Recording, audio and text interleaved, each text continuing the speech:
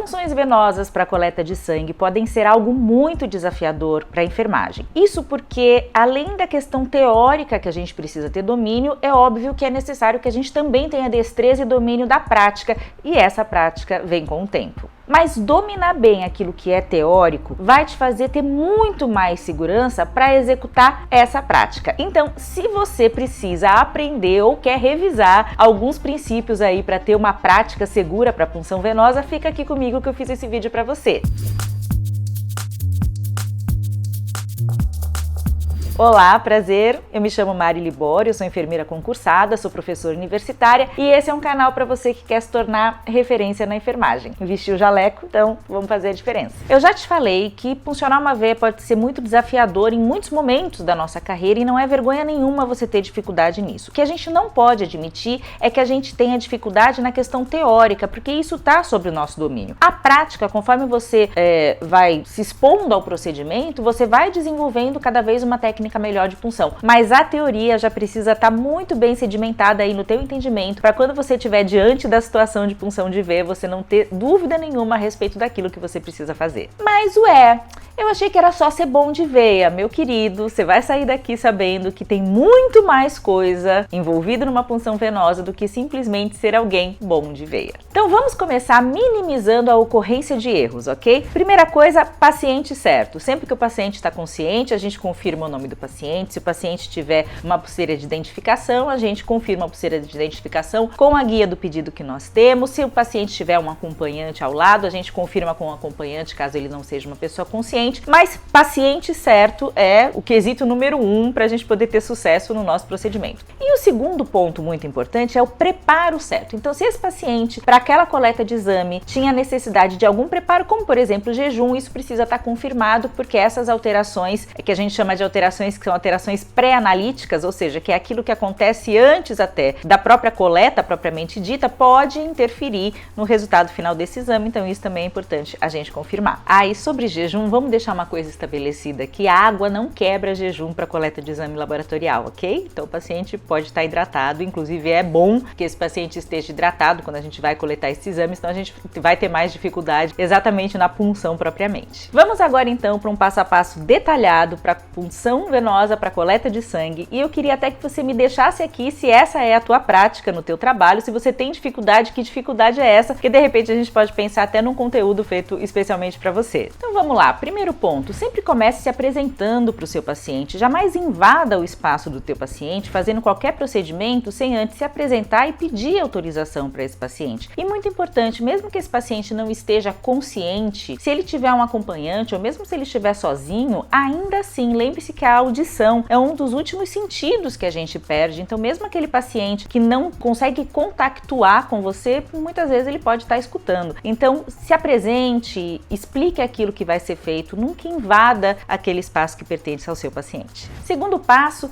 lembre-se dos 5 momentos para a higienização das mãos. Se você não sabe do que eu estou falando, tem um vídeo que eu vou deixar linkado aqui na descrição, que eu já falo sobre a higiene das mãos e os 5 momentos, mas lembre-se dos 5 momentos para a higienização das mãos e esteja com a mão higienizada exatamente no momento certo da punção venosa. Então você vai precisar entender que se você entrou no quarto, mexeu na maçaneta, mexeu na sua maleta, abriu, você precisa higienizar as mãos antes de você fazer essa punção. Um outro ponto é que você vai precisar escolher qual é o local onde você vai realizar a punção venosa, visto que realmente nós temos muitas opções. Isso é um ponto muito importante, eu vou te explicar por quê. Mas antes, se você chegou até aqui, aproveita, se inscreve no canal, ativa o sininho, que toda semana eu trago conteúdo muito legal, de muito valor para você se tornar protagonista na enfermagem. Então agora vamos ao local de punção. Você deve saber que o local preferencial para punção é a fossa antecubital, que é essa região aqui do nosso antebraço, é o local onde normalmente a gente faz punção para coleta de sangue. E a razão pela qual a gente faz punção nesse lugar, com mais preferência, é que a gente tem veias de um bom calibre e bastante superficiais, então a gente consegue muitas vezes visualizar essa veia e consegue palpar esse leito venoso sem muita dificuldade. Eu queria só fazer um parênteses aqui, que a gente brinca assim, que quando a gente vai fazer punção venosa, os nossos olhos estão na ponta dos nossos dedos. Então, na verdade, não é porque você não enxerga aquela veia que você não consegue palpar e você não consegue puncionar. Então, a visão, ela obviamente, facilita bastante quando você consegue visualizar a veia, mas você consegue palpar essa veia e sentir exatamente qual é o trajeto dela para te guiar nessa punção. Quando essas veias da fossa cubital não estão disponíveis, você também pode usar as veias do dorso da mão. Elas também são veias de fácil visualização, são veias que você consegue palpar e elas podem ser utilizadas. A gente só não recomenda que as veias dessa região aqui do punho sejam utilizadas para punção, porque assim como as veias estão superficiais, a pele são facilmente visualizadas, superficiais também estão os nervos e tendões, então a gente não pode puncionar, não convém que a gente puncione essa veia devido ao risco de lesão nessas estruturas. Os membros inferiores, eles não são indicados para punção venosa, principalmente para coleta de sangue, porque existe um maior risco de flebite, de tromboflebite ou de trombose, e exceto em casos onde você realmente não tem outras opções e isso foi discutido com a equipe, você pode utilizar. Então, de rotina, a gente não vai utilizar as veias dos membros inferiores para fazer punção venosa. E o que a gente deve evitar? Então, quando a gente vai coletar sangue, por exemplo, de um paciente que está internado, é normal que esse paciente também esteja com acesso venoso para infusão de fluido. Então, o que a gente precisa evitar? Não puncione para coleta de sangue a veia no membro que está recebendo venóclise. Por quê? Os eletrólitos que estão sendo infundidos, por exemplo, num soro composto, eles podem alterar o resultado do exame daquela amostra que está sendo colhida naquele membro e isso não reflete a situação do paciente como um todo. Em caso de paciente que fez mastectomia, a gente precisa sempre consultar a equipe e ter certeza que naquele lado onde foi feita a mastectomia, a retirada da mama, é possível você manipular aquele membro, porque em alguns casos, além da mastectomia, também é feito o esvaziamento ganglionar dos linfonodos aqui da axila e quando há esse esvaziamento ganglionar, a gente não pode puncionar veia nesse membro. Então a gente precisa certificar sempre que você tem um paciente oncológico, mesmo que não seja um tratamento recente, um paciente que já fez cirurgia há muitos anos atrás, você precisa certificar de que pode funcionar as veias daquele membro lateral onde foi realizada a mastectomia. E uma outra coisa que às vezes é até esquecida pelo pessoal da enfermagem é que a gente não deve puncionar veias para coleta de sangue em áreas onde nós temos a presença de hematoma, porque o hematoma altera ali aquela amostra e pode dar uma alteração no exame laboratorial. Um outro ponto super importante que às vezes é muito negligenciado pela equipe é o uso do garrote. Todo mundo sabe, o garrote é aquela borracha que a gente usa para fazer o garroteamento do membro para melhorar ali a visualização, a palpação e o fluxo ali para a coleta daquele leito venoso. Muita gente coloca o garrote lá e esquece o garrote, fica só preocupado em achar a veia para puncionar. Quero dizer uma coisa para vocês, o garrote ele precisa ser utilizado de maneira correta, porque senão ele interfere no resultado dos exames que você está coletando ali. Então existe um tempo máximo que você pode deixar aquele membro garroteado e esse tempo é de no máximo 1 minuto. Então se você não conseguiu visualizar, não conseguiu palpar, não conseguiu identificar, escolher qual é a veia que você vai funcionar e já se passou 1 minuto, você afrouxa o garrote e espera aquele membro reperfundir e só então você pode garrotear esse membro novamente. Então não esquece que não é para você colocar o garrote e esquecer da vida lá enquanto você se dedica a procurar a veia do seu paciente.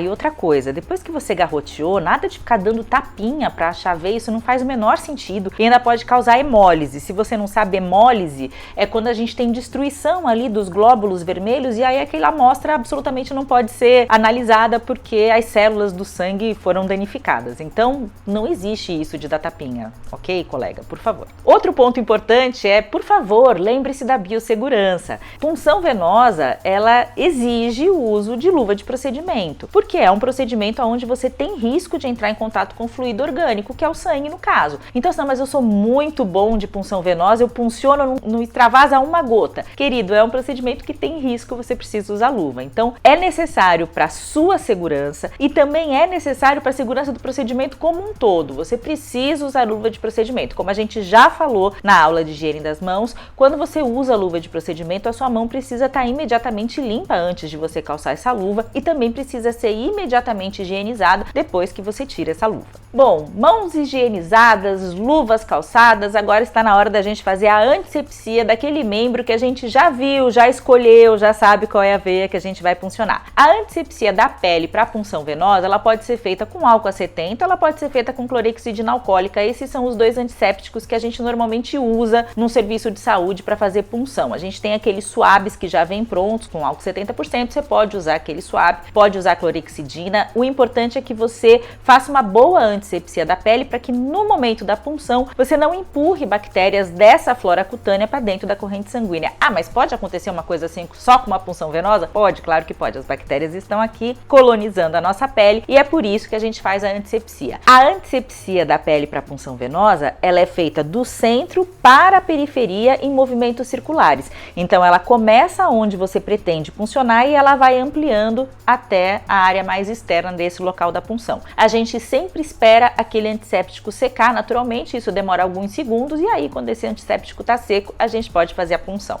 E aqui também tem um ponto muito importante, você vê quanta coisa interessante que a gente já falou e a gente nem chegou ainda se você é bom de ver ou não. A gente está falando simplesmente daquilo que você precisa ter em mente para poder fazer uma punção segura. Uma outra coisa que você precisa saber é que tubo que você vai usar. Você deve ter reparado, eu vou deixar uma imagem aqui, que a gente tem tubos de diferentes cores para punção. Então a gente pode coletar o tubo com a tampa cinza, com a tampa roxa, enfim. E cada exame usa um tubo diferente. Então se você não souber isso, você vai coletar esse exame, vai colocar no tubo errado e esse exame não vai poder ser processado. Isso porque esses tubos, em alguns casos, terão anticoagulante, que é para deixar o sangue sempre fluido, sem coagular. Outros, pelo contrário, terão um gel separador, que vai separar o soro do restante dos elementos do sangue e assim por diante. Então você precisa saber que tubo que você utiliza para qual coleta, para qual exame. E isso você não precisa decorar, porque a gente tem isso esquematizado até, a gente pode ter isso disponível para consulta, não é algo que você vai precisar saber de cor. Quando eu colho glicemia eu tenho que usar o tubo cinza. Com o tempo você vai saber que quando você colhe hemograma você usa o roxo, quando você colhe glicemia você usa o cinza, bioquímico você usa o vermelho. Mas você pode simplesmente consultar uma lista que está ali na sua unidade e fazer isso com bastante tranquilidade para que essa amostra não seja desprezada e você tenha que fazer o procedimento todo novamente. E uma coisa importante, esses tubos são utilizados para qualquer técnica de coleta que você faça. A gente pode estar colhendo esse sangue com a coleta com o sistema a vácuo, ou a gente pode colher com seringa e agulha e depois usar o tubo para transferência desse sangue. Qualquer que seja a técnica, você vai usar os tubos e as cores vão ser respeitadas, independente da técnica utilizada. A identificação desse tubo de coleta também é imprescindível. Lembra? Paciente certo, amostra certa. Então, muitas instituições trabalham com código de barra, então vai esse código de barra no tubo, o mesmo código de barra vai na solicitação do exame e esse código de barra consta com as informações do cadastro do paciente. Mas se essa não é a sua realidade, o tubo vem com um espaço para que você preencha isso, a caneta, e isso também é plenamente possível. Mas ele precisa estar identificado. Não se circula material biológico sem identificação. Então precisa sair daquele ponto de coleta já devidamente identificado, seja qual for a forma de identificação que você tem disponível na sua instituição. E um último ponto, ainda falando sobre tubo de coleta, é que quando você vai coletar um grande número de exames e você vai usar muitas cores de tubos, então eu vou colher glicemia, eu vou colher hemograma, eu vou colher bioquímico, eu vou colher sorologia, enfim, você tem uma sequência de tubos que você vai utilizar quando você utiliza principalmente aquele sistema a vácuo. Então é importante você respeitar essa sequência. Eu vou deixar essa sequência aqui na tela para você ver. Então a sequência é a seguinte: você começa sempre, se você tiver, imagine que todos estes tubos para coletar de um mesmo paciente, você vai usar primeiro o azul, depois você vai usar o amarelo ou o vermelho, que é o que tem ativador de coágulo, depois você vai usar o verde, o lilás e o roxo, que é o que tem EDTA, que é o que a gente usa para coletar hemograma, e depois o cinza, que é o que a gente usa para coletar a glicemia.